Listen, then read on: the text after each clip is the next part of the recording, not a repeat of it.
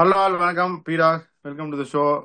Fourth test ரெண்டாவது நாள். நேற்று வந்து இந்தியா அஹெட் அப்படின்னு சொல்லியிருந்தீங்க. இன்னைக்கு வந்து பா- தலைகீழா மாறி விட்டது.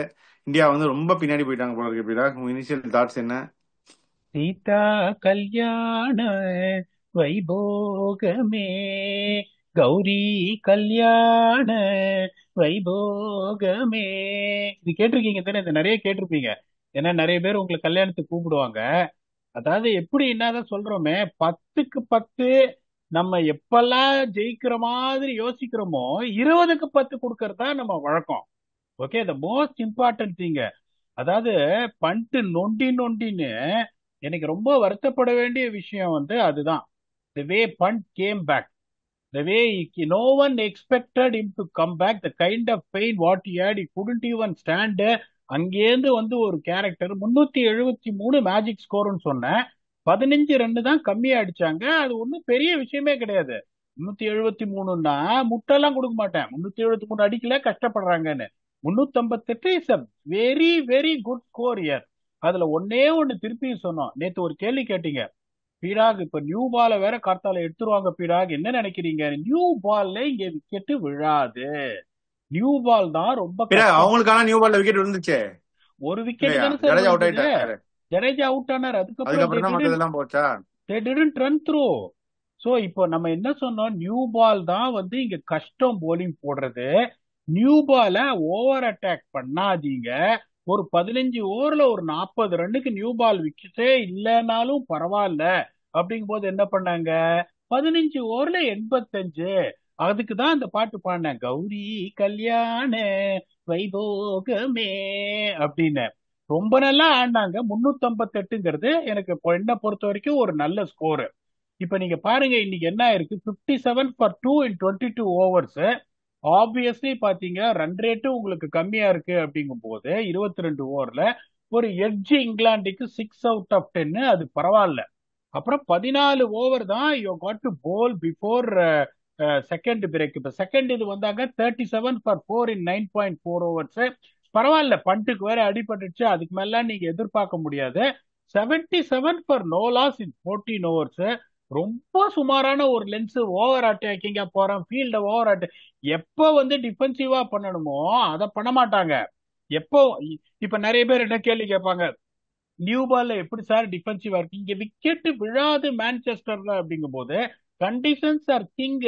அந்த 14 ஓவர்ல 77 for no loss, 37 for 4 in 9.4 overs, 10 out of 10 session. அதுக்கப்புறம் தேர்ட் செஷன் பாருங்க, 148 for 2 in 32 overs, 4.62 run rate, இன்னொரு 10 out of 10. இப்ப பிக் பஸார்லாம் உங்களுக்கு ஃப்ரைடே எல்லாம் போனா சொல்லுவாங்க, buy one get one free. ஒரு 10 out of 10 செஷன்னா ரெண்டாவது 10 out of 10. இப்ப எக்கானமி பாருங்க, அன்சோல் கம்போஜ் 10 ஓவர் 48, 4.8. டிஎஸ்பி சார் 10 ஓவர்ல 58, 5.8.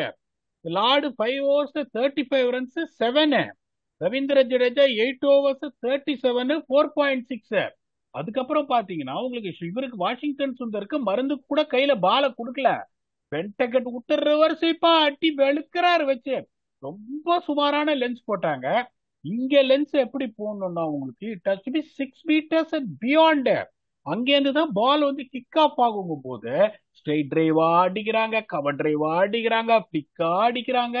போட்டு போட்டு போட்டு ஃபுல்லர் லென்த் போட்டு போட்டு இப்ப டேஞ்சரஸ் ப்ரொபோசிஷன்ல இருக்காங்க.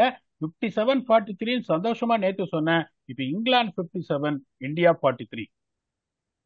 ஒரே நாள்ல இப்படி மாறிடுச்சே பீடா. ரெண்டு 10 out of 10 செஷன் சார். அதுதான் test cricket is all about. நேத்து பாத்தீங்கன்னா உங்களுக்கு ரெண்டு செஷன் அவங்க ஜெயிச்சிருந்தாங்க. இந்தியா ஒரு செஷன் இங்கிலாந்து ஜெயிச்சிருந்தாங்க. ஒரு நாள் தான் ஆயிருக்கு. அப்படிங்கும் போது it is not the big gap to close.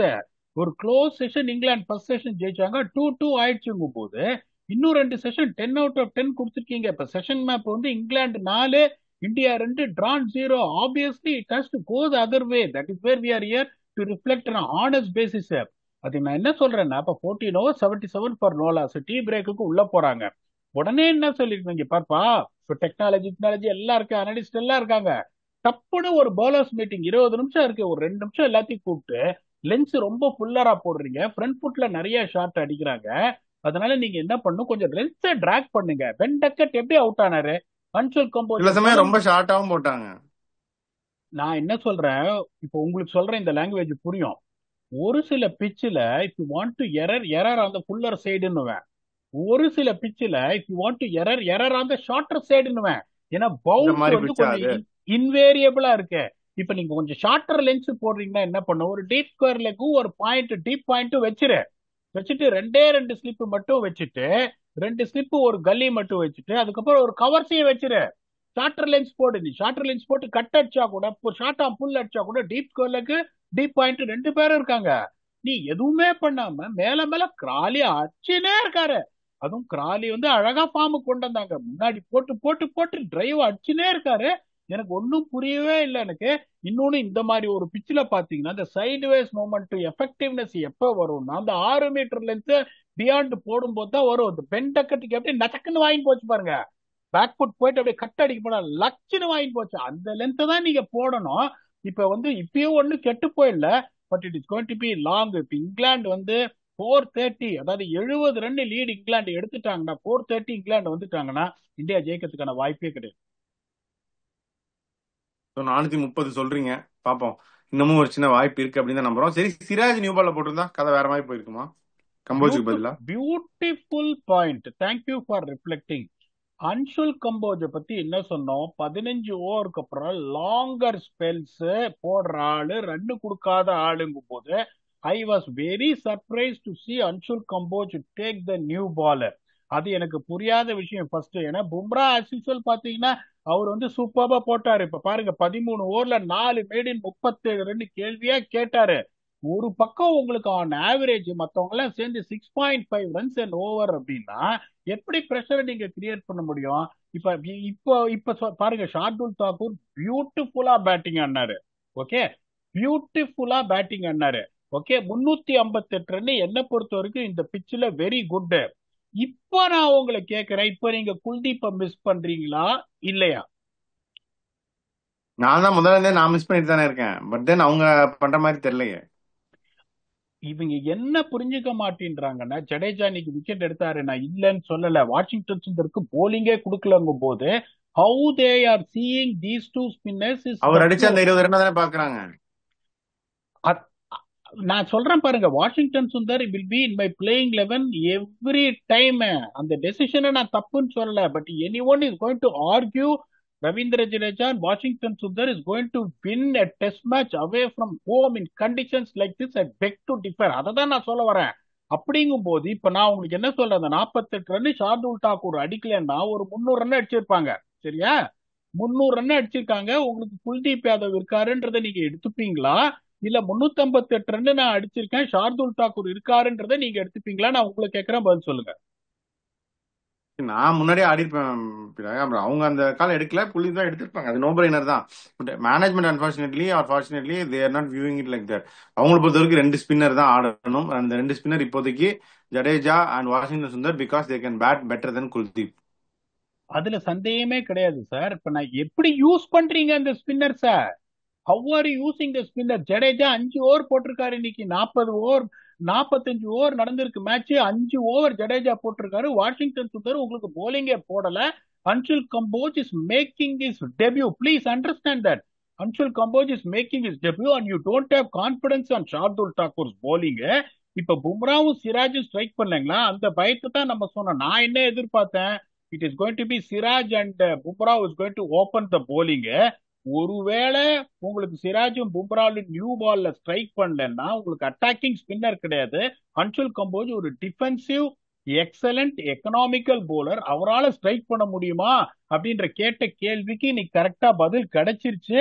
இப்பயும் சொல்றேன், இட்ஸ் 358 என்னை பொறுத்த வரைக்கும் நல்ல ஸ்கோர். நாளைக்கு கார்த்தால வந்து இப்ப ball 45 over old, that is ideal actually. But who is going to open the flood gates for you? ஒவ்வொரு டைமும் பும்ரான்றீங்க, ஒவ்வொரு டைமும் பும்ரா சிராஜ். 2 பேரை வச்சு நீங்க போக முடியாது. அதனாலதான் ஒரு லீடிங் அட்டாக்கிங் போலர், ஒரு ஸ்பின்னர் வந்து உங்களுக்கு குல்தீப் மாதிரி ஒரு இத்தர் இருந்திருந்தா பெட்டரா இருக்குன்றேன். இப்ப situation is going to be very very troublesome என்ன பொறுத்த வரைக்கும். இப்ப ஒருவேளை அவங்க 430 ரன் 72 ரன் லீடு எடுத்துட்டாங்கன்னா India will be in serious trouble. அதுல எந்த சந்தேகம் கிடையாது. Considering Pant injury. இன்னைக்கு வந்து அவர் ஆடியே ஆகணும்னு அவர் ஆடினாரு, காலே நகர்த்த முடியாம பாவம். அவங்களும் என்ன பண்ணாங்க பாத்தீங்களா, கால் யாருக்கரா போட்டுனே இருந்தாங்க. So that is what cricket is all about. There is no sympathy here in cricket. இன்னொரு அடி அவர் கால்ல வாங்கினார்னா எவ்வளவு நாள் சைட் லைன் ஆவாருன்னு தெரியாது. That is not the problem for England. It is a problem for India. They kept on attacking his feet. பாவம் கஷ்டப்பட்டு அப்படி இப்படி ஆடினாரு. தமால் தூக்கி ஒரு புல்லும் அடிச்சாரு. இப்ப இந்தியா இஸ் ஹேண்டிகேப்டு. பண்டோட ரோல் எவ்வளவுன்னு தெரியாது. 70 ரன் இங்கிலாந்து எடுத்தாங்கன்னா England will seal the series 3-1.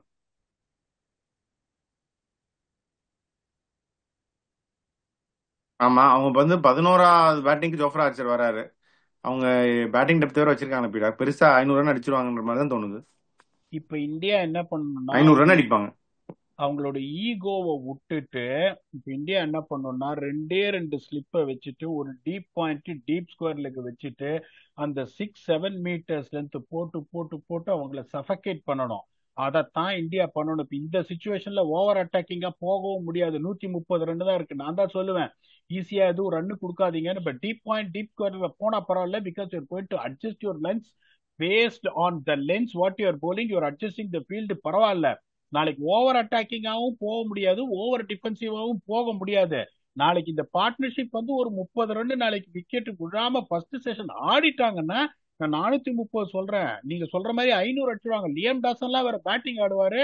430 run மேல ஒரு சல்லி ரன் இங்கிலாந்து அடிச்சாலும் India will have any no chance whatsoever to win the test match. They can only dream about drawing the test match. ஒரே பிரச்சனை என்னன்னா, நம்ம தான் எதிர்பார்த்தோம், சொன்னமே பேஸ்பால் தான் ஆடுவாங்க, அட்டாக் தான் பண்ணுவாங்கன்னு. வெறு வெறு வெறு வெறுன்னு வேற இந்த 500 ரன் அவங்க என்ன பண்ணுவாங்க. இப்ப 225 ரன்ல இருக்காங்க. இப்ப டீம் போது 500 வந்துருவாங்க. டீம் போது 500 வந்துட்டாங்கன்னா உங்களுக்கு எவ்வளவு லீடு பாருங்க. 150 run draw lead. Roll out பண்ண பார்ப்பாங்க அவங்க. they will try to take draw out of the equation. இப்ப 150 ரன் லீடு உங்களுக்கு. அதுக்கப்புறம் நீங்க 7 செஷன் பேட்டிங் ஆடணும், which is going to be very very tough. இங்கேயும் இன்னொன்னு என்ன சொன்னோம், ரொம்ப ஸ்லோவா போகக்கூடிய டெஸ்ட் மேட்ச்னு. And India proved it the way England bowled. India bowled too many freebies. அதுல எந்த சந்தேகமும் கிடையாது. நாளைக்கு வந்து அவங்க லென்ஸ் அட்ஜஸ்ட் பண்ணலன்னா, ஃபர்ஸ்ட் செஷன்ல அவங்க ஸ்ட்ரைக் பண்ணல. ஃபர்ஸ்ட் செஷன் இப்ப இந்தியா திரும்பி வரணும்னா ஒரு 8 அவுட் ஆஃப் 10 செஷன் இந்தியா வரணும்.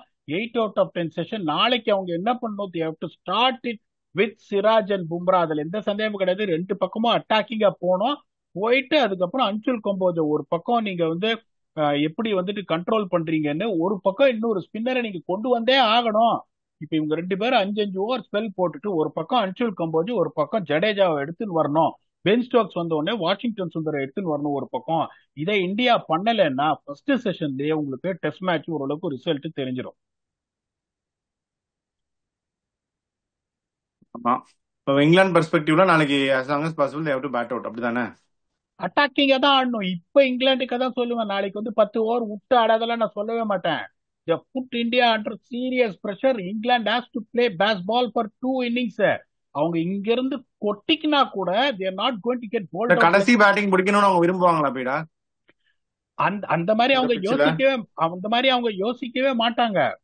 அவங்க எப்படி யோசிப்பாங்கன்னா, I want to take the attack to the opposition. நீங்க தான் கரெக்டா சொன்னீங்க. 11 ஜோஃப்ரா ஆர்ச்சர் வராருங்க போது தேர்ந்த லைசன்ஸ் டு பிளே. நீங்க ஜெமி ஸ்மித் டிஃபென்ஸ் ஆடுவார்னு நினைக்கிறீங்க, வந்து இருக்கிறவாரு ஜெமி ஸ்மித். பென் ஸ்டோக்ஸ் நாளைக்கு கண்டிப்பா டிஃபென்ஸ் ஆட மாட்டாரு, அட்டாக்கிங்கா தான் போவாரு. So India has to be clever and field placings. ஒரு டீப் பாயிண்ட் லேக், ஒரு டீப் ஸ்கோர் லேக், ஒரு டீப் பாயிண்ட் மட்டும் போட்டுட்டு ஷார்ட் கவர்ஸ் வச்சுன்னு ஆஃப் சைடு கம்ப்ளீட்டா அவங்க பிளாக் பண்ணணும். அதை தான் அவங்க பண்ணணும். ஒன்னு பவுண்டரியை கொடுக்கணும், இல்லைன்னா சிங்கிளை கொடுக்கணும். ரெண்டையும் கொடுத்தாங்கன்னா they'll be very very no difficult situation at the end of the day. நாளைக்காவது at least Bumrah and Siraj has to open the bowling. அதை பண்றாங்களான்னு தெரியாது. நாளைக்கும் திருப்பி வந்துட்டு அவங்க புல்லர் லென்ஸ் போட்டாங்க அப்படின்னு நம்ம ரிஃப்ளெக்ட் பண்ணோம்னா India is in dangerous position தான் அர்த்தம். அதுக்கப்புறம் உங்களுக்கு சான்ஸே கிடையாது. ஒரே செஷன் நாளைக்கு first session India has to win 8 out of 10. ஒரு 4 விக்கெட் இந்தியா எடுக்கணும். 4 விக்கெட் அவங்க எடுத்தாலும் 90 ரன் அடிச்சிருவாங்க. இப்ப 320 வந்துருவாங்க நாளைக்கு. ஒரு 320க்கு 6ன்னா still India back in the game. நான் கேட்கறதே ரொம்ப ஜாஸ்தி, 90 for 4ன்றது. அதை இந்தியா பண்ணலைன்னா it's going to be very very tough. அதை தான் நான் சொல்றேன் உங்களுக்கு. இப்ப இந்த ஷார்துல் தாக்கூர் மாதிரி ஒரு எந்த போலருக்கு நீங்க ஃபீல்ட ஸ்ப்ரெட் பண்ணணும். ஷார்துல் தாக்கூர் மாதிரி ஒருத்தர் வராரா, ஃபீல்ட ஸ்ப்ரெட் பண்ணிடுங்க, அதுல சந்தேகமே கிடையாது. அவருக்கு அட்டாக்கிங் ஃபீல்டு சிராஜுக்கும் ஃபீல்ட் எக்ஸ்பெக்ட் பண்ணுங்க. ஏன்னா சிராஜும் ரொம்ப ஓவர் அட்டாக்கிங்க போறாரு. பும்ராக்கும் கம்போஜுக்கும் மட்டும் உள்ள வைங்க, ஸ்பின்னர்ஸுக்கும் உள்ள வைங்க. ஜடேஜா இன்னைக்கு அட்டாக்கிங் ஃபீல்டு தான் போட்டாரு, பட் அவங்க அங்க இப்படி இப்படி அடிச்சிட்டாங்க. பட் அவங்க அதை பத்தி யோசிக்காம நாளைக்கு இன்னைக்கு ஜடேஜா போட்ட ஃபீல்டு தான் போடணும். And they have to use Washington Sundar tomorrow at any cost. பாப்பா என்ன ஆகுதுன்னு நாளைக்கு. இங்கிலாந்து வே அஹெட் தான் நான் நினைக்கிறேன். பிராக் 500 ரன் அடிக்க போறாங்கன்னு தோணுது. உங்க ஃபைனல் தாட்ஸ் அப்படியே சொல்லிருங்க. அப்படி சொல்லாதீங்க சார், நீங்களே 500 ரன் அவர் அடிச்சிருவாரு. ஒரே ஹோப் எனக்கு வந்து என்னன்னா, இப்ப நான் சொல்ற எது அதுக்கு மாத்தி நடக்குதான்னு பாப்போம். அதுன்னா இப்ப நீங்க சொல்லிட்டீங்கன்ற ஒரே ஒரு ஹோப் தான். நீங்களும் திருப்பி முடிக்கும் போது உங்க ஃபைனல் தாட்ஸ்ல 500 அவங்க அடிச்சிருவாங்கன்னா 500 கண்டிப்பா அடிச்சிருவாங்க. திருப்பி சொல்றேன், எனக்கு 500 வேண்டாம், 430. மாத்துவோம். ஓவர் காஸ்ட் ஆகணும். இன்னைக்கு மத்தியானம் வெயில் வந்துருச்சு நல்லா. வெயில்லாம் போய் ஓவர் காஸ்ட் ஆகி இந்தியா விக்கெட் எடுக்கட்டும். நீங்க சொல்லுங்க ஃபைனல் தாட்ஸ். 430க்குள்ள இந்தியா வந்து அவங்கள ஆல் அவுட் பண்ணணும். 430க்குள்ள ஆல் அவுட் பண்ணா கூட I will be very happy. ஒரு 60 ரன் லீடு கொடுத்தா ஓகே. அந்த 430 மேல போச்சுன்னா India is going to be in serious trouble. அதுக்கு லென்ஸ் அட்ஜஸ்ட் பண்ணணும். எந்த போலருக்கு based on the batsman strength கரெக்டா ஃபீல்ட்ல செட் பண்ணணும். இன்னொன்னு பாருங்க, டெஸ்ட் மேட்ச்ன்றது 5 நாள் எப்படி திருப்பினாங்க பாருங்க ஒரே நாள்ல. 57-43 இந்தியா வாஸ் அஹெட். இன்னைக்கு 57-43 இங்கிலாந்து வாஸ் அஹெட்னா நாளைக்கு இந்தியா அந்த ஹோப்ஸ் தான் வரணும். 2 10 அவுட் ஆஃப் 10 செஷன். மாவனே நான் உன்னை முடிச்சு காட்டுறேன். பிரகாஷ் ராஜ் சொல்லுவார் பாருங்க அண்ணியில, மாவனை எங்கிட்டயா நடிச்சு காட்டுறேன் அப்படின்னு. அந்த மாதிரி நாளைக்கு வந்துட்டு 2 10 அவுட் ஆஃப் செஷன் கேம் அப்படியே பேலன்ஸ் ஆயிடும். இப்ப 57-43 இங்கிலாந்து லீட்ல இருக்காங்க. இந்தியா கேன் நேரோ இட் டு 50-50 டுமாரோ. அதுக்கப்புறம் there will be game on to push on day 4. நாளைக்கு அட்லீஸ்ட் இந்த 57-43 England இருந்துட்டாங்கன்னா that means they are going to pass 430. India will be in serious trouble. பாப்போம் என்ன நடக்குதுன்னு. we still have a belief in Indian bowlers. பிச்சு திருப்பி சொல்றேன், it is not a easy pitch, but India unfortunately bowl bad lens, not the line. நாளைக்கு வந்து அவங்க lens அவங்க கரெக்ட் பண்ணுவாங்க, கரெக்டான bowling resources யூஸ் பண்ணுவாங்கன்னு நினைக்கிறோம். ஏன்னா ஆக்டோபஸ் சொல்றது அவ்வளவு சீக்கிரமா தவறாது. பாப்போம் நாளைக்கு வருவோம் டே 3ல whether India has turned the tables on like the way England did today. Until we come back and entertain you for day 3 review between India and England in Old Trafford, where they are trying to save the series with your very own Octopus tomorrow. Thanks a lot and bye bye.